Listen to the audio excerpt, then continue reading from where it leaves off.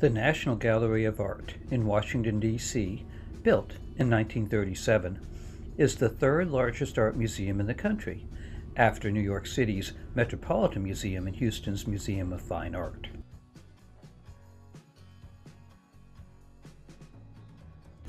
The style is neoclassical, with a magnificent five-story dome and beautiful gardens in the middle and anchoring each end of its single long central hallway. Devoted to displaying Western art, its scope spans the centuries, such as this 14th century Italian religious piece and Monet's 19th century impressionistic garden scene.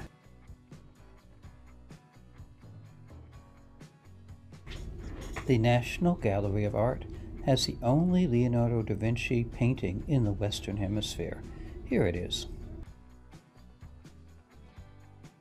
I like the large collection of American artists.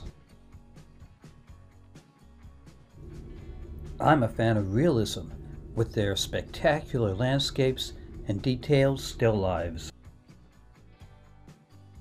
This is one of my favorites, a still life recording the money and postage of the time. It's a bit surrealistic to have the stamps look like they're on the frame. One gets a glimpse of what life was like back then, even down to the minute details. Notice the pickpocket with a peculiar cap. In these two paintings, we see how people enjoyed themselves in those days. Here's a historical recording of their seafood feasts. Born in 1840 in France, Auguste Rodin is considered the founder of modern sculpture. From 1832 to 5, Honoré Daumier made clay busts, later bronzed, caricaturing members of the French Parliament. The National Gallery of Art owns a rare complete set of all 36 busts. Impressionistic artists painted quickly, often outdoors in front of the scenes. They seek to represent how the artist saw rather than what they saw. 19th century French Impressionism is characterized by small, thin, visible brushstrokes, with the emphasis on depicting the effects of light and shadow.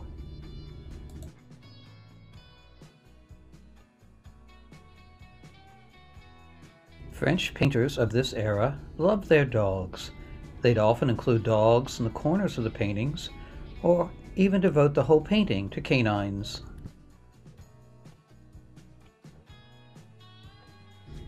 Dutch citizens with wealth were expected to aid beggars who came to their door. Notice how proud the parents are of their child.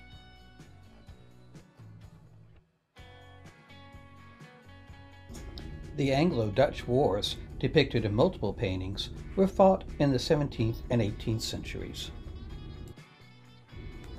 I love this battle scene. Look how the painter goes into such intricate detail.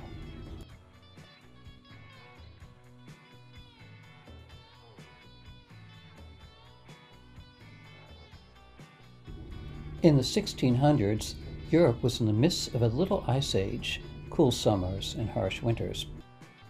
People used frozen canals for transportation.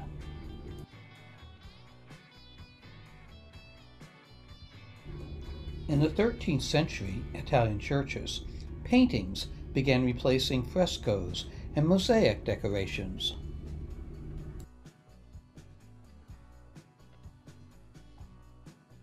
Italian artists began copying the Byzantine style with three-dimensional light and shadow.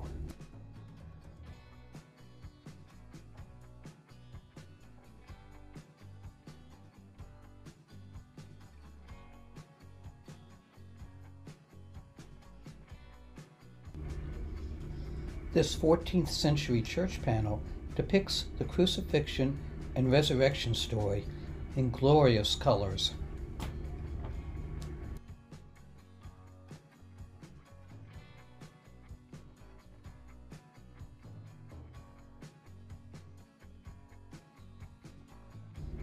For the next 30 seconds, I'll show some of the beautiful statuary that can be found in the National Gallery.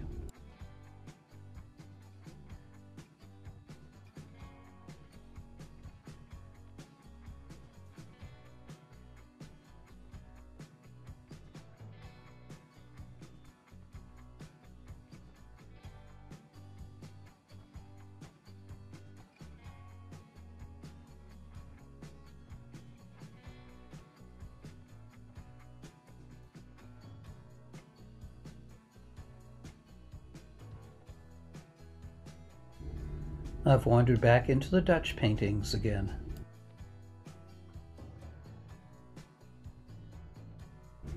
Biblical themes were common, such as Daniel in the lion's den and Adam and Eve in the Garden of Eden.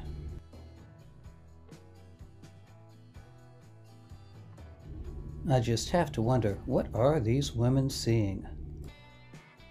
Here are 4 Venetian paintings. One an interior scene of the buildings, another of the outside landscape, and 2 of the city itself. Notice all the canals.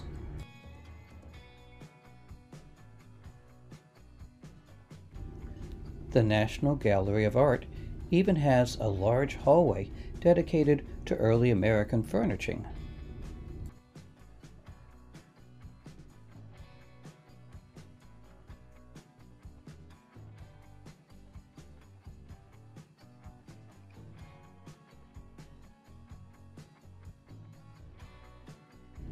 Of course, there are thousands more pictures to see in the National Gallery of Art.